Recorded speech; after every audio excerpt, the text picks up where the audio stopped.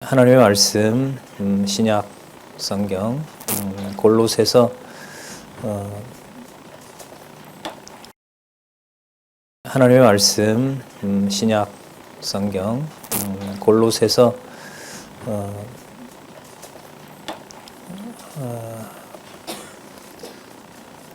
2장, 골로새서 2장 6절 보겠습니다.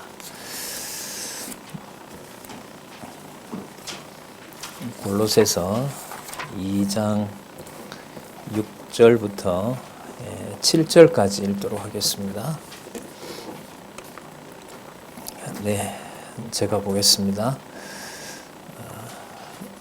그러므로 너희가 그리스도 예수를 주로 받았으니 그 안에서 행하되 그 안에 뿌리를 박으며 세움을 입어 교훈을 받은 대로 믿음에 굳게 서서 감사함을 넘치게 하라.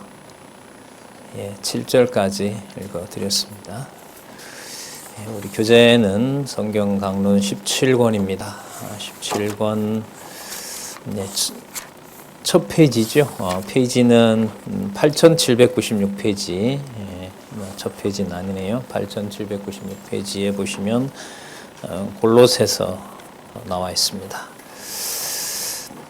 우리 조금 전에 읽었던 말씀 잠시 한번 보면은요.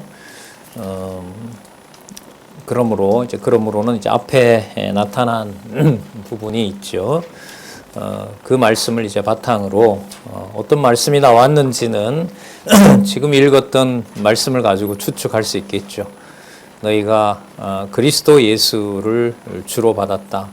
이와 관련된 내용이 앞에 나왔겠죠. 그리스도 예수를 주로 받았다. 이 주라는 말은 여러분들에게 이제 소개를 많이 드렸죠. 여호와, 하나님의 호칭인 여호와와 관련이 된다는 거죠. 물론 여기서는 여호와로 번역하지는 않습니다만은 만약에 이스라엘 사람들이 자기네 나라 말로 읽는다면은 이 주는 바로 여호와를 연상시킵니다. 그러니까 성경을 볼 때 앞으로 지금 유대인들이 이제 아직 1%가 안 된다고 합니다만 개종한 유대인들, 개종보다가 돌아온이겠죠. 원래 약속대로 돌아온 유대인들로서는 예수 그리스도와 여호와라는 호칭은 예수님이라는 그 낱말에 여호와는 구원이시다라는 말씀이 들어 있으니까요. 예수 그리스도와 주와 여호와는 사실상 분리가 되질 않는 거죠. 그걸 이제 한국에서 그 머나먼 지리적으로 보면 이 동떨어진 이곳에서 여호와라고 하는 개념이 창세기부터 말라기까지 주어라는 것을 모든 수천 가지 사건에서 확증을 한 거죠. 그게 바로 성경이 하나님의 말씀이라는 것을 증명하는 역사라는 거 여러분들도 알고 계실 겁니다. 자, 그리스도 예수를 주로 받았으니, 자, 어떻게 보면 성경이 통일되는 개념인 거죠. 그리스도 예수와 그 다음에 주라는 데서는 그 안에서 행하되 그 안에서라고 강조를 합니다. 또 그 안에 뿌리를 박으며 세움을 입어 뿌리를 받고 세움을 입고 교회를 설립하시고 또 교회를 양육하시고 교회를 무장케 하셔서 투장케 하고 그리고 최후 승리를 확증해 주는 사건이 바로 교회에 있는 겁니다. 그러니까 교회에 이러면은 하나님께서 성령께서 세우시고 성령께서 양육하시고 성령께서 무장시키시고 성령께서 투쟁케 하시고 성령께서 승리케 하신다는 그 5가지 개념이 교회라는 말에 다 담겨 있는 거죠. 그러니까 반대로 말하면 어떤 경우에도 세워지지 않을 수가 없는 게 교회라는 말이고요. 어떤 방식으로든 키워지지 않는 경우는 아무것도 없는 겁니다. 그게 다 망하게 보인다 하더라도 말이죠. 그리고 어떤 경우에도 진리를 무장해제시킬 수가 없는 겁니다. 반드시 무장이 된다는 것이고요. 그리고 싸우지 않는 경우가 없는 거죠. 그리고 승리가 확증되지 않는 사건도 아무것도 없다는 거죠.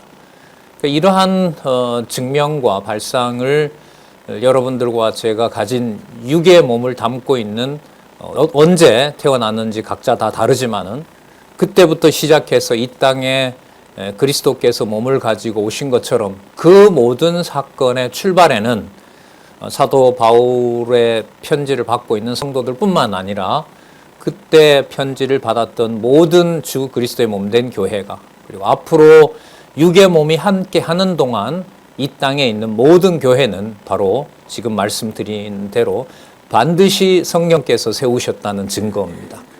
다른 걸로 설립을 설명할 수 없다는 거죠. 그래도 우리 가정은, 그리고 나는 그때 그분의 도움으로 그런 할아버지, 할머니 아니면 그런 부모님 덕분에 그렇게 시작이 된 거지.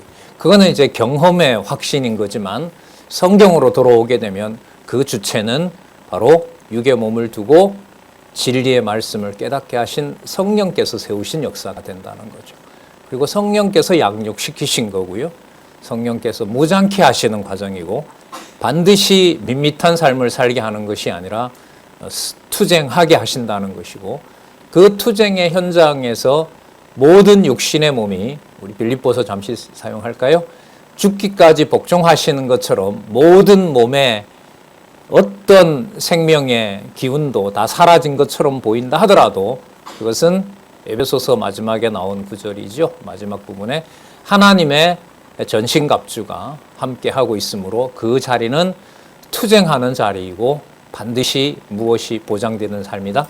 승리가 보장되는 삶이다. 그래서 지금 이 구문에도 나와 있죠. 주 예수 그리스도 안에서 행하되 그 안에서 뿌리를 박으며, 이 뿌리는 흔들리지 않는 뿌리이죠. 지나온 빌립보서의 말씀을 가지고 생각을 해본다면 거기 보면 육신을 자랑하려는 비진리에 대해서, 거짓에 대해서 그 개라는 비유가 나왔잖아요. 예. 그러니까 어떤 한 말 한마디라도 하나님의 교회를 무너뜨리고 손상시킬 수가 없다는 거죠. 빌립보서에 우리가 확인했던 말씀을 가지고 생각해 본다면 그 안에서 어떤 것도 뿌리를 흔들 수가 없고, 그 다음에 세움을 입는다는 말은 교회를 세우는 거죠. 하나님의 교회가 세워지는 것이고요.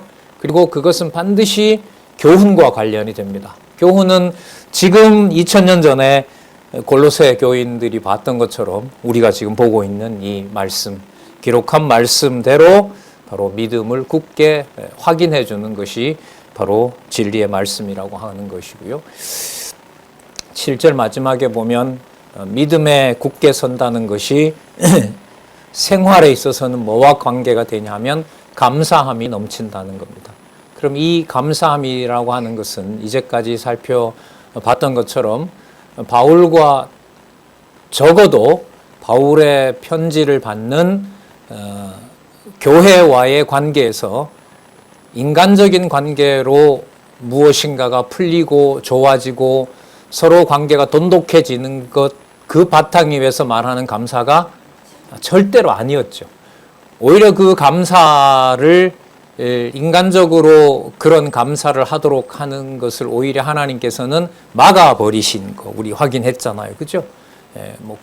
로마서 지나서 우리 고린도 전후서부터, 우리 고린도 전후서 살펴볼 때 얼마나 사실 인간적으로 보면 눈물 나는 경우가 많습니까? 굳이 이렇게 고린도 교회와 바울을 갈라놓아야 되느냐? 자, 지금 말씀드렸던 감사함을 넘치게 하라고 한다는 이 말씀은, 약속의 말씀은 어떤 경우에도 인간적인 어떤 접근을 통해서 믿음을 훼손하고 또 그리스도의 교회의 통치와 하나님 아버지께 돌아가는 영광을 허용하지 않겠다는 그런 약속의 말씀도 같이 포함한다고 보시면 됩니다. 지금 이 말씀은 오늘 우리가 살펴볼 화면에 준비되어 있죠. 골로새서 굳건한 믿음의 생활과 관련한 요절이라고 말씀을 드릴 수 있습니다. 그리고 그걸 간단하게 여러분들한테 말씀을 드렸습니다. 복음에 합당한 생활, 빌립보서 내용의 기억을 여러분들 하실 거예요. 그 복습도 했잖아요. 그리스도께서 근본 하나님이시지만 그분이 자기의 몸을 비워서 죽기까지 복종하셨다. 그것은 이 땅에 오셔서 육의 몸을 지니고 있지만 일체의 모든 삶이 하나님 아버지의 기뻐하시는 뜻을 온전히 이루셨다는 데 있었죠. 그리고 3장과 4장에서 조금 전에 말씀드렸던 것처럼 진리의 말씀을 거스리는 것을 절대로 용납하지 않고 그 다음에 하나님이 세워주신 지체들, 동력자들과 함께 아름다운 연보 생활, 연보는 다 자기를 버리는 거죠. 그리스도가 죽기까지 복종하신 것하고 이 땅에서 그 다음에 마지막 빌립보 4장에 나타났던 연보를 통해서 옥에 있는 사도 바울과 빌립보 성도들이 교제하는 것은 무관한 사건이 아닌 거죠. 자, 그걸 이제 바탕으로 이제 골로새서에 오면 골로새서는 이 땅에 그리스도가 오신 사건을 감옥에 있는 바울의 사건과 함께 이제 어떤 말 한마디라도 어떤 행동 하나라도 절대로 굳건한 믿음의 생활이니까 굳건하지 않는 경우는 그리스도 안에서는 불가능하게 하겠다. 이게 바로 굳건한 믿음의 생활이라고 보시면 됩니다. 그러니까 복음에 합당한 생활은 이 땅에 오신 그리스도의 모든 삶이 감옥에 있는 바울이든 함께 고난받는 성도이든 때로는 에바브라 디도처럼 아름다운 사역을 하다가 죽기에 내몰리더라도 그러니까 아파서 결국 죽게 되는 지경에 이르렀잖아요. 바울이 나의 걱정 이외 걱정을 덜어줬다고 하니까 아마 죽음이 아마 임박했던 경우겠죠. 그런 걸 다 포함해서요. 그 모든 것들이 복음에 합당한 복음에 일치한 생활을 하게 하시는 내용이 빌립보서에 나타난 복음에 합당한 생활이라면은요. 그 합당한 생활을 바탕으로 그 합당한 생활을 오직 아까 우리 2장 6절과 7절에서 받은 교훈대로 생활하게 한다는 말씀이 있었죠. 그죠? 그때 교훈은 바울을 통해서 기록한 하나님의 말씀이라고 보시면 돼요. 그 어떤 말씀 하나라도 땅에 떨어지지 않도록 확고하게 하신다. 아까 뿌리를 내린다 그랬고요. 뿌리를 내리면 줄기가 어떻게 되죠? 잘 자라겠죠. 그래서 그 자라는 내용이 어떤 이 골로새서에 나옵니다만은 세상에 있는 철학이나 이론이나 이런 것이 아니라 오직 받은 교훈, 진리의 말씀을 통해서 맺히는 그 열매, 그 열매가 바로 보낸 말씀을 철저히 더 공부하게 하는, 확인하게 하는 그 말씀과 연관이 되죠. 그래서 골로새서 마지막 안부가 라오디게아에서 온 편지를 꼭 읽으세요. 이렇게 끝납니다. 빌립보서 마지막이 보내준 연보가 바로 하나님 아버지께 영광이 되는 일입니다. 라고 이렇게 끝났다면은 골로새는 그 바탕을 두고 온 모든 편지들, 그러니까 바울을 통해서 기록한 모든 진리의 말씀이 하나라도 헛된 것으로 철학의 오염이 되거나 인간적인 어떤 사상의 오염이 되지 않도록 하시겠다는 약속의 말씀이 바로 골로새서입니다. 골로새서 다음에 데살로니가도 연결을 시키면 좋은데 그래 되면 또 이제 골로새서가 더뎌지니까 골로새서 다 마치고 난 다음에 성도의 거룩한 생활로 어쨌든 철저하게 연결이 됩니다. 그래서 복음에 합당한 생활을 하게 하심으로 어떤 생활도 하게 하신다? 굳건한 믿음의 생활도 하게 하신다. 그리스도의 약속으로 보면 한마디 말이라도 좀 더 지나치게 말씀드리면 숨소리 하나라도 어떤 것 하나라도 그리스도의 통치를 받지 않는 육의 몸을 입고 이 땅에 오신 그리스도가 완벽하게 하나님 원하시는 뜻을 이룬 것처럼 성도들의 모든 말 한마디와 표정 하나와 숨소리 하나라도 악의 세력에 노출되는 것이 아니라 바로 굳건한 믿음의 생활을 하게 하는 삶으로 약속하시는 내용이 골로새서라고 보시면 됩니다. 따라서 빌립보서이므로 우리는 골로새서 복음에 합당한 생활을 하게 하셨으므로 마땅히 굳건한 믿음의 생활을 하게 하신다. 그럼 이때 믿음이라고 하는 것은 이 땅에 성취되는 것은 맞지만 이 땅에 있는 어떤 내용으로 대체가 가능할까요? 절대로 불가할까요? 절대로 불가합니다. 그 불가한 사안을 바울을 통해서 또 다른 사도들을 통해서 기록한 말씀을 소개하지 않고 그걸 따라가지 않으면 도저히 불가능합니다. 그래서 여러분 지금도 보시는 것처럼 8818페이지 이렇게 이어지는 번호가 바로 하나님의 말씀의 권위가 가지고 있는 표시라는 거 여러분들도 잘 알고 계실 겁니다. 잠시 빌립보서 구조를 골로새서 구조를 보도록 하겠습니다. 그러니까 조금 전에 처음에 보여주셨던 화면 좀 부탁드리겠습니다. 예, 자 골로새서 보시면은 복음 진리에 대한 확증을 합니다. 복음 진리라는 말은 복음만 진리인 거죠. 그때 이 복음이라고 하는 것은 바로 새로운 소식을 말하는 거고요. 좀 쉽게 말씀을 드리면은 뭐 지난 밤에 예를 들면 로마 황제가 뭐 아들을 5명을 낳았다든지 이런 세상을 깜짝 놀라게 할 그럴 내용들을 복음, 유앙겔리온이라 그러죠. 뉴스인 거죠. 그야말로 뉴스. 그런데 그 뉴스는 다른 게 뉴스가 아닌 거죠. 뭐밖에 없다는 거예요? 진리밖에 없다는 거예요. 그게 여러분 복음 진리입니다. 복음 진리는 골로새서에 있는 개념입니다. 그대로 쓴 거예요. 그걸 좀 여러분들에게 풀어드린 겁니다. 그러니까 세상 놀랄 일은 하나밖에 없는 거예요.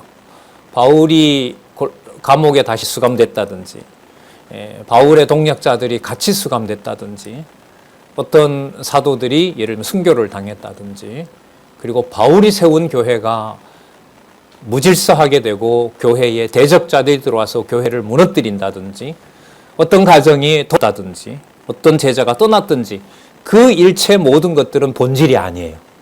본질이 아니에요. 본질은 바로 어디에 있냐면 깜짝 놀랄 일은 그 모든 사건들이 약속하신 말씀이 이루어진 것이고 그 사건의 모든 것을 주관해 가시는 분은 바로 그리스도라는 겁니다. 그게 바로 복음 진리에 대한 내용이고 그걸 확증해 주는 내용이 1장 내용이에요. 그래서 우리가 일주일 동안 말씀을 안 본 분은 안 계시겠죠. 적어도 모르죠. 아파서 또 다쳐서 못 볼 수도 있게 하시면 못 보는 겁니다만은 우리가 일상적인 우리 삶으로 봤을 때 복음을 듣고 확인하고 이제 그런 우리의 일상적인 삶으로 봤을 때는 복음 진리에 대한 확증이라고 하는 것은 일상생활에서 우리가 해석할 수 있는 것으로 섞기가 힘들어요. 예를 들면 뭐 연초에 또 여러 가지 일들 여러분들 보고 계시잖아요. 뭐 전쟁에서부터 시작해서 텔레비전 틀기가 조금 힘들 때가 있는 게 이게 후원하라는 내용이 너무 많아요. 맞죠? 예, 뭐 아프리카 진짜 굶어 죽는 애 사진을 갖다가 영상을 올려놓으면 여러분은 착해서 그런지 몰라도 저 돌리거든요. 그 두 가지잖아요. 후원 계좌를 누르거나 아니면 그걸 뭐 재밌게 보고 있을 수는 없잖아요. 그러면 채널 가지고 돌리죠. 예. 그런 일로부터 시작해서 일상사라고 하지만은 조금만 더 짚어보면 성경에 기록된 말씀으로 접근을 한다는 것은 사실상 불가능합니다. 그래서 기록한 말씀을 돌려보는 거고요. 기록한 말씀대로 따라가 보는 것이 세상을 지금 저기 나와 있는 개념처럼요. 놀랄 일, 확인할 일, 하나님께서 약속하신 바로 그리스도가 교회의 머리 되신다는 저 복음의 진리를 통해서 밖에는 확인, 해석을 바르게 할 방법이 없죠. 자, 2장 내용은 바로 그러면 거짓 진리는 뭐와 관계가 되겠어요? 세상에 있는 내용으로 세상에서 말하는 것으로 주 예수 그리스도의 몸된 교회를 내가 속한 내 몸이 속한 바로 그 현장에서부터 주 예수 그리스도가 통치하신다는 것을 배제하는 것이 2장의 제목인 무엇이겠어요? 그게 바로 거짓 진리인 거죠. 도덕적으로 거짓을 말하고 참을 말하고 전혀 이것과는 무관해요, 성경은. 그래서 말씀을 일용할 양식처럼 먹게 해주시는 게 너무 감사한 거죠. 그리고 3, 4장에 나타난 내용을 보면 그러한 거짓 진리를 경계하면서 바로 복음 진리에 의한 생활만 하게 하시는 내용이 바로 3장과 4장 내용이고, 특징이라면은 빌립보서가 그렇게 끝난 것처럼 바울 서신의 마지막은 상세한 어디에 있는 누구에게 무엇을 어떻게라고 하는 내용으로 마감이 됩니다. 이게 처음에는 이런 사적인 안부가 왜 성경이 되냐 이런 고민을 많이 했거든요. 그러나 1장에서부터 시작된 말씀으로 보면 그렇게 끝나도록 하는 것이 성경이 하나님의 완벽한 말씀이시니까요. 바로 그 내용은 눈에 보이는 사건을 그리스도가 눈에 보이는 나사렛 예수로만 끝나는 존재가 아니라 만왕의 왕이시고 만주의 주가 되시고, 골로새서에 나오죠. 교회의 뭐가 되신다? 머리 되신다는 사실을 알려주는데, 바울 서신의 마지막은 구체적인 당시의 역사적 사건, 구체적인 인물들을 거론하면서 꼭 끝난다는 겁니다. 그게 여러분들과 저의 생활이라고 보셔도 분명한 거죠. 이런 안부가 이렇게 이 말씀, 복음 진리의 근거를 두고 진리의 말씀을 통해서 아까 우리 요절에 있던 대로 뿌리를 내리게 하고 또 세워지게 하고, 단 세워지되 라오디게아에서 온 편지를 읽는 것처럼 진리의 말씀에서 떠나지 않게 하시고, 그리고 마지막에 무슨 내용이 나왔죠? 감사하게 하신다는 내용이죠. 그럼 이때 감사는 오직 누구 이름만 남는 거겠어요? 그러니까 주 예수 그리스도라고 했을 때 그 주 개념은 무슨 개념과 가깝다고요? 여호와.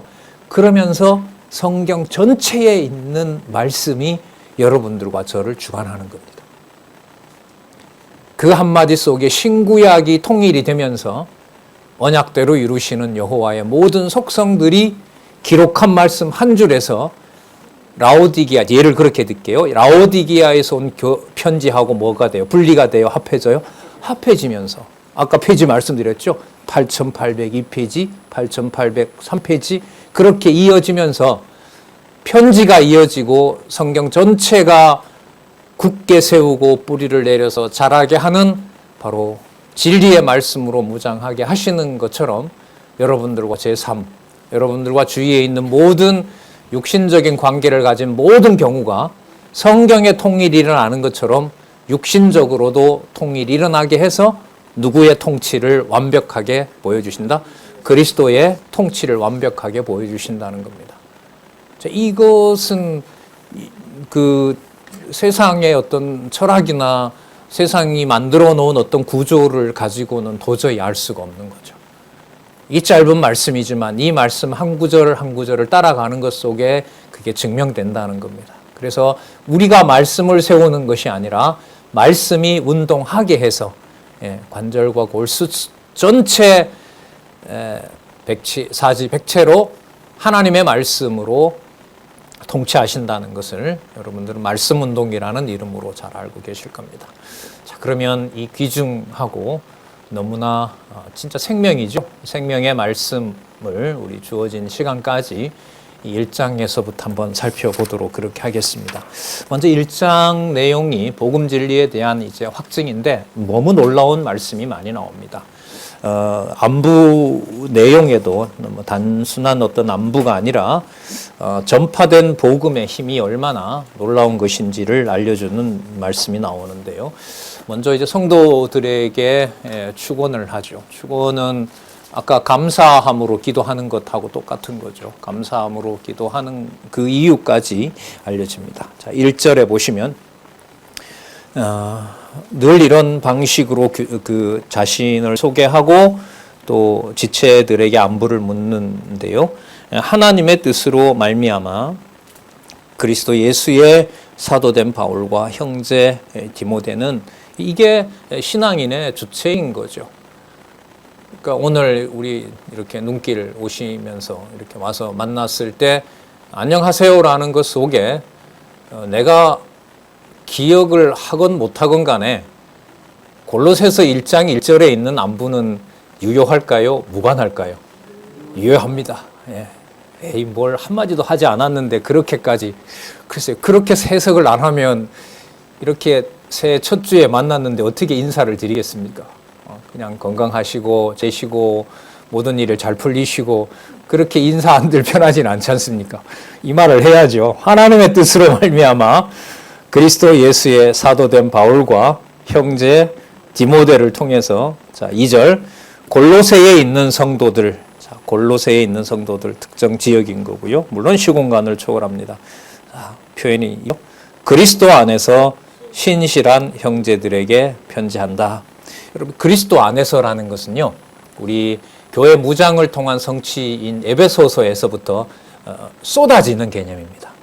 쏟아집니다. 에베소서, 빌립보서, 그다음에 오늘 골로새서에 가장 많이 나오는 낱말을 찾아보라 이러면은 바로 그리스도 안에서, 주 안에서, 그 안에서 이렇게만 얘기하면 여러분들 다 찾아보실 거니까 재밌습니다. 그 안에서라는 것 속에 에베소서는 어떻게 시작되죠? 그 안에서, 그리스도 안에서가 어디에 있는 사건에서부터 소개하죠? 그렇죠. 1장 3절이 시작하잖아요. 에베소서 1장 3절에 찬송하리로다 하나님 주 예수 그리스도의 아버지께서 창세전에 누구 안에서?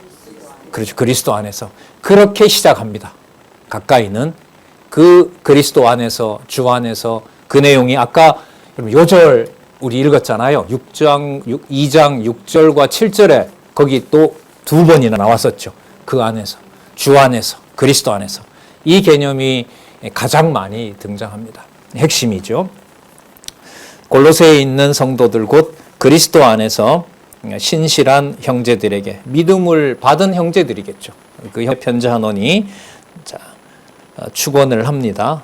축복을 해주는 거죠. 물론 이것은 바울이 만들어내는 축복은 아닙니다. 우리 아버지 하나님으로부터 은혜와 평강이 너희에게 있을지어다. 이때 은혜와 평강은 모든 바울 서신의 기초가 되는 거고요. 성령께서 교회를 세우시고 또 마지막 승리하는 날까지 바로 교회의 성도들에게 약속한 바가 바로 은혜와 평강인 거죠. 이렇게 시작한 은혜와 평강이 골로새 교회에서는 골로새서를 통해서는 굳건한 믿음의 생활을 통해서 확증하신다 이렇게 보셔도 돼요. 그럼 에베소서도 이렇게 출발할 수 있고요.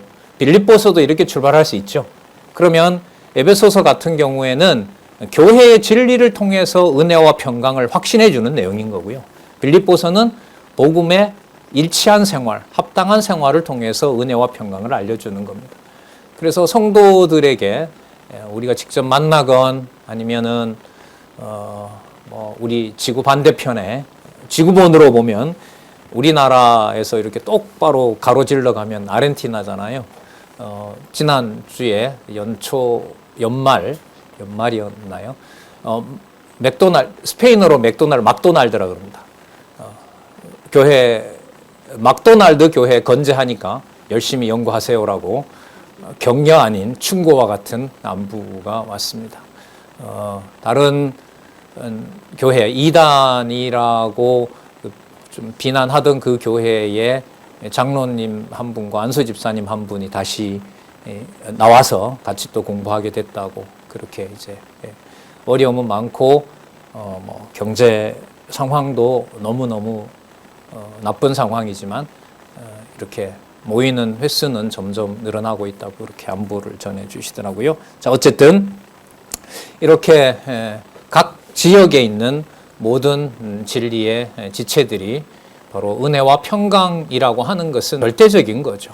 어떤 경우에라도 이걸 훼손할 수는 없는 겁니다. 이걸 훼손하는 경우가 골로새서 같은 경우에는 인간적인 어떤 철학과 여러 가지 사상과 또 당시에 이른바 진리라고 말하는 이런 자연과학의 어떤 그런 지식을 통해서 성도들을 설명하는 거죠.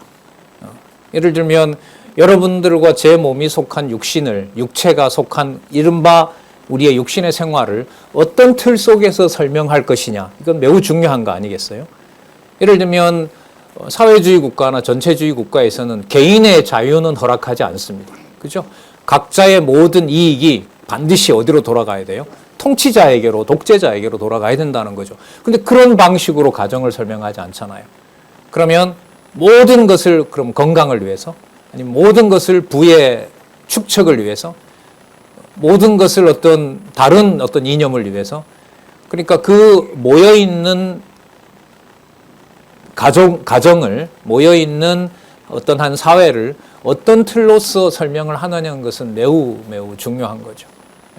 그러나 성경은 시작할 때부터 골로새에 있는 성도들, 그리스도 안에서 신실한 형제들에게는 아버지 하나님께로부터 오는 은혜와 평강이라는 틀 외에는 다른 틀로 설명을 할 수가 없다는 겁니다. 이렇게 말을 하고 만약에 바울이 따라서 여러분들은 꼭 나만 쫓아와야 됩니다라고 얘기를 하면 뭘 깨버리는 거죠? 은혜와 평강을 깨는 거죠. 누구로부터 관계를 단절시켜버려요? 하늘로부터 오는, 여기 보면 우리 아버지 하나님으로부터 오는 은혜와 평강은 단절시키게 되는 겁니다. 그래서 이 내용이 비록 4장이라는 또 바울 사도의 어떤 그 서신들을 보면 짧은 내용들이죠. 그 개념 하나를 통해서 살펴봤을 때 그것은 매우 무겁고 엄격하고 사람이 손댈 수 없도록 한다는 말씀이 핵심이라는 겁니다. 그러니까 하나님 아버지로부터 오는 은혜와 평강이라고 얘기를 하고 제일 마지막 문안 인사를 할 때, 여러분 이제 역사적으로 설명을 드리면 이 골로새 교회는 바울이 직접 가서 세운 교회가 아닙니다. 에바브라와 그 다음에 아키포가 역할을 했고요. 바로 이 지역에 잘 알고 계신 빌레몬이 여기에 살고 있었고요. 빌레몬의 종이고 도망쳤다가 개종하고 복음을 만난 누구죠?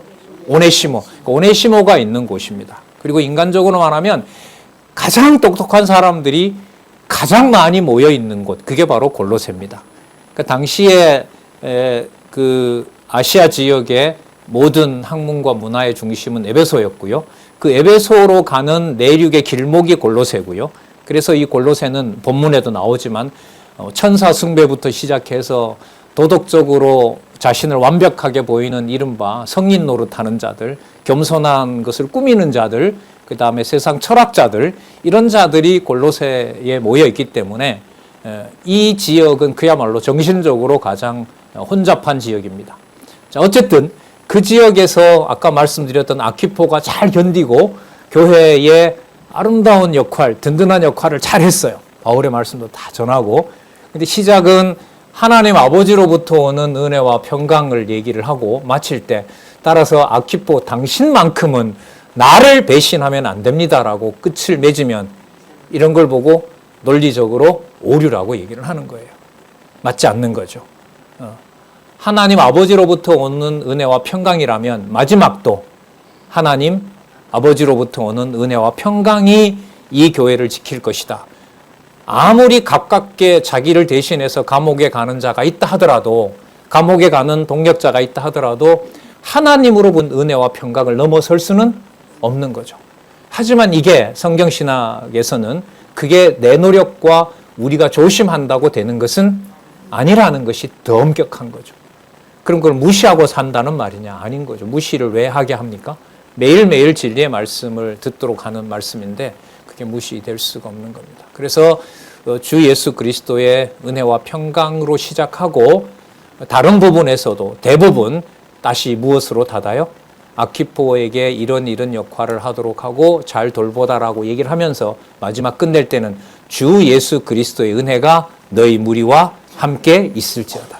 그러니까 아버지 하나님의 은혜와 평강으로 시작해서 닫을 때는 구체적인 동력자를 거론하고 누가 머리 되신다는 사실, 주 예수 그리스도가 머리 되는다는 사실로 묶어주는 것이 바로 진리의 말씀의 시작과 끝이라고 보시면 됩니다. 아버지 하나님으로부터 오는 은혜와 평강을 이 땅에 오셔서 교회를 무장시키시고 굳건하게 하시고 어떤 경우에도 흔들리지 않는 약속으로 매일매일 말씀을 공급해 주시는 교회의 머리 되시는 누구의 통치? 주 예수 그리스도의 통치가 하나님의 은혜와 평강을 완성해 가시는 주가 되는 겁니다. 그래서 편지의 구성이 전통신학으로 말하면 성부 하나님이 주관하시는 일을 누가 완성하신다? 성자 하나님, 주 예수 그리스도가 마무리하고 완성해 가신다는 걸로 편지가 되어 있습니다. 그럼 이건 매우 중요하죠. 모든 성도를 대할 때 육의 몸을 가지고 이 땅에 만나든 만나지 않든 누구를 대하든 간에 하나님 아버지로부터 오는 은혜와 평강은 마지막 말은 성경은 누구로 소개를 끝난다? 바울과 함께한 마가, 나와 같이 옥살이한 누구, 그 사람에 대한 고마움으로 끝나는 것이 절대로 아니에요. 그러면 가정이라는 틀을 본다는 것은 답이 나오죠. 주 예수 그리스도 하나님 아버지로부터 받은 은혜와 평강으로 이루어진 것이고 진리의 말씀의 열매가 맺혀진 것이고 그 진리의 말씀은 오직 관리할 수 있는 분이 누구밖에 안 계시다? 주 예수 그리스도밖에 안 계세요. 이 모든 것이 합해진 인사를 우리가 소개를 하나 받을 수가 있죠. 고린도후서 여러분 잘 아시는 고린도후서 13장 13절 영존하시는 하나님의 호칭이 다 들어가 있는 주 예수 그리스도의 사랑과 하나님의 주 예수 그리스도의 사랑과 뭐죠? 조금 전까지 기억이 났는데 하여튼 하나님의 은혜와 맞아요. 주 예수 그리스도의 사랑과 하나님의 은혜와 성령의 교통하게 하심이 너희 무리와 함께 있을지어다. 그게 정형이라고 보시면 돼요. 기도도 마찬가지인 거고요. 우리 장로님들, 권사님들 이제 이렇게 경건에 주관해 가는 시간이 많아지긴 하죠. 가정에서도 그럴 거고 그 틀은 그래요. 삶도 마찬가지라고 봐요. 그 우주의 시작과 끝도 하나님 아버지로부터 오는 하나님의 자녀들이 받는 은혜와 평강인 거고요. 결론도 모든 상속한 나라를 누가 받아요? 아들이 받잖아요. 그럼 그 아들이 바로 통치한다는 거 아니에요. 그럼 주 예수 그리스도의 은혜가 그럼 이 땅에 있는 성도들에게는 다른 어떤 지식으로 얘기하도록 합니까? 아니잖아요. 성령께서 기록한 말씀으로 하게 하신다는 거죠. 그래서 시작과 끝이 또 어떤 그리고 토대와 열매와 마지막이 바로 하나님 아버지로부터 오는 은혜이고 그것은 바로 주 예수 그리스도가 완성하시는 것. 그 틀 안에서 이제까지 진행되어 왔고요. 올해도 그렇게 갈 거죠. 이 땅에 하나님께서 머물게 하신다면 바로 그 틀 안에서 바로 이러한 어떻게 보면 양우리 안에서 그리스도가 목자 되시는 이 우리 안에서 진리의 말씀을 공급받는 역사가 올 한 해도 또 일어나겠죠. 자, 계속 볼게요. 하나님 우리 아버지로부터 은혜와 평강이 너희에게 있을지어다. 자, 3절. 우리가 너희를 위하여 기도할 때마다. 그러면 여러분 이 기도는 은혜와 평강이 함께하는 기도인 거죠. 그럼 누가 주인이 되고 누가 우리의 소유권자가 되신다? 아버지께서. 그렇죠? 이렇게 연결해 가시면 돼요. 우리가 너희를 위하여 기도할 때마다 당장 나오잖아요. 하나님 그분은 누구세요?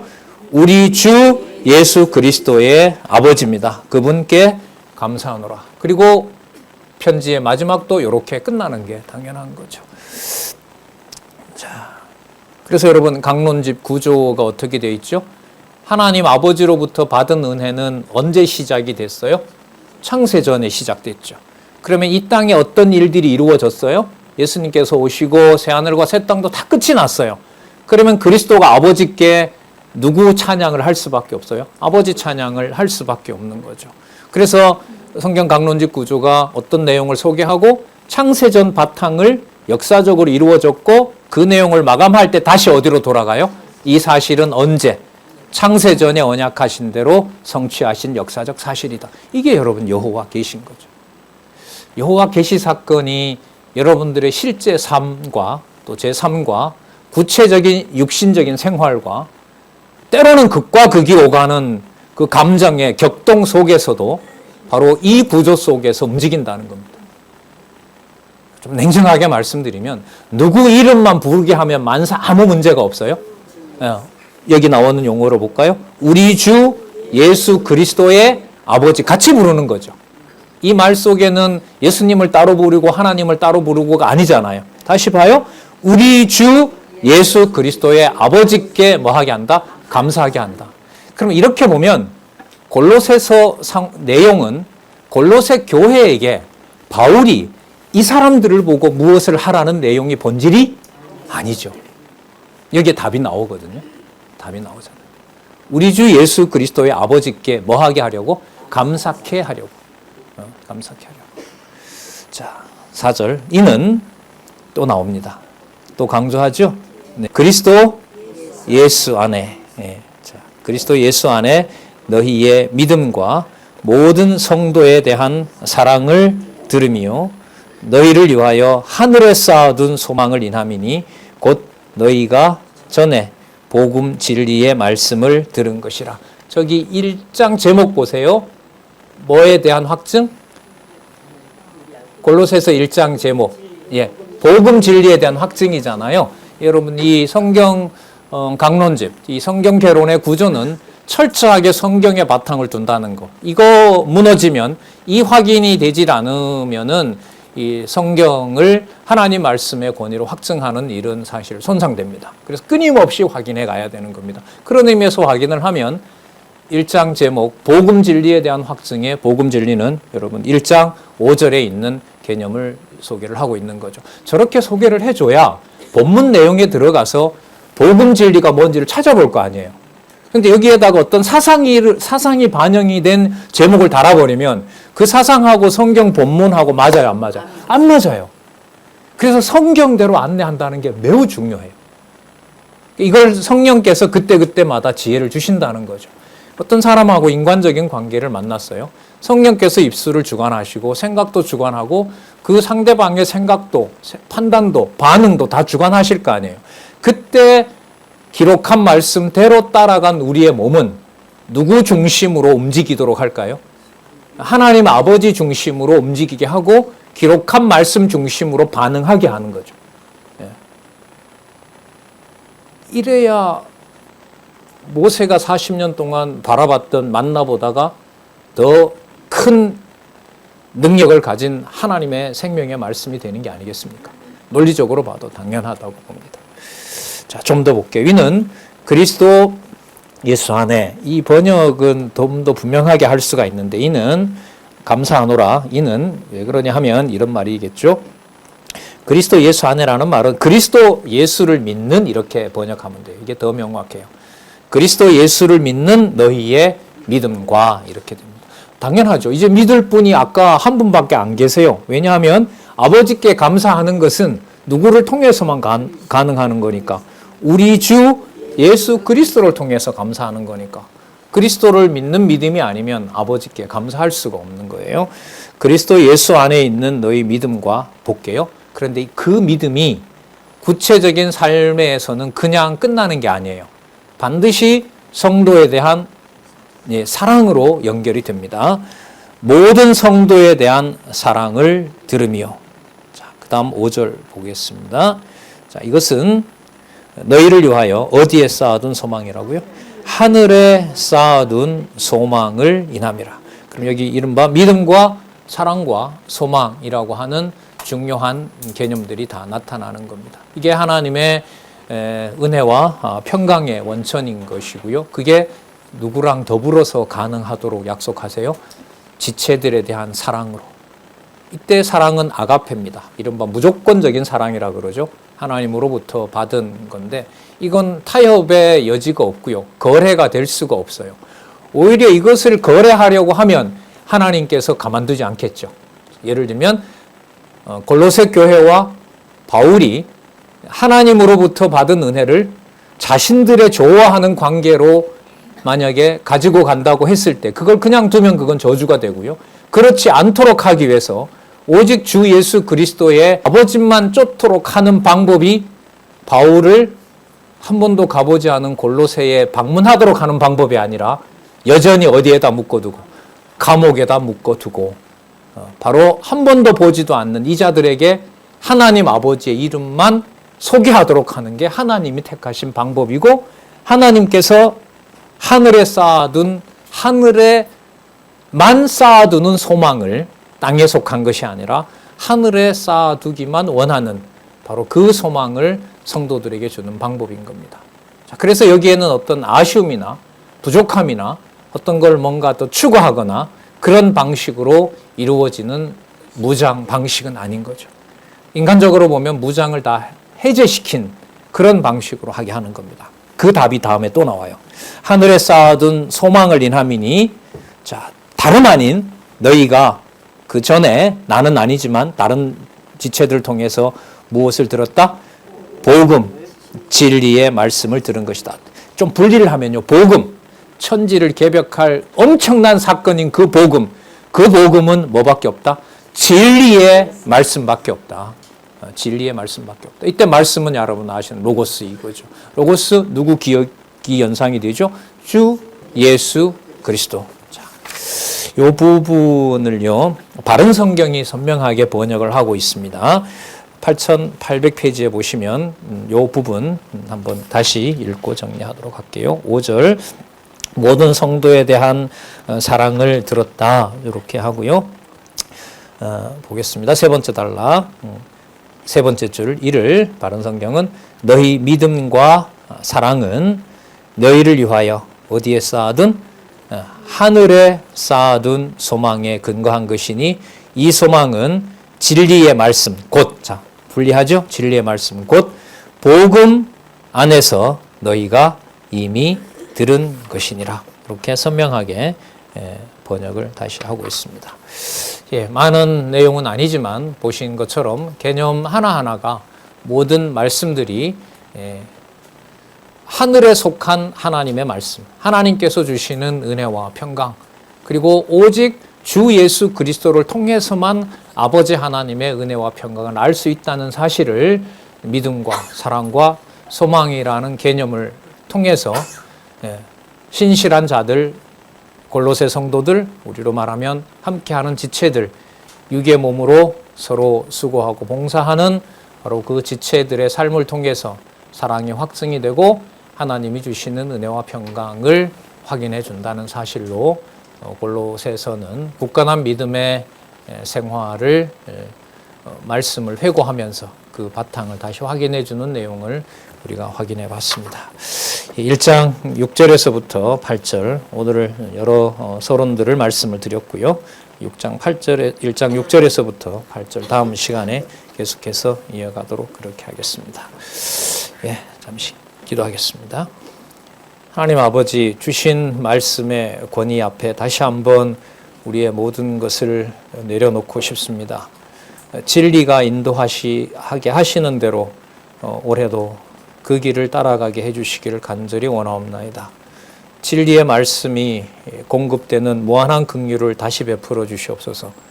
이제까지 그렇게 해주셨던 것처럼 간절한 소원, 유일한 소원을 드리오니 기록하신 말씀 밖으로 벗어나지 않게 해주시고 주 예수 그리스도의 몸된 교회를 주 예수 그리스도의 지체된 동역자들과 지체들과 함께 이 땅에 또 같은 시간에 살아가면서 영원하신 하나님을 찬양하는 큰 축복이 우리들에게 우리의 삶의 바탕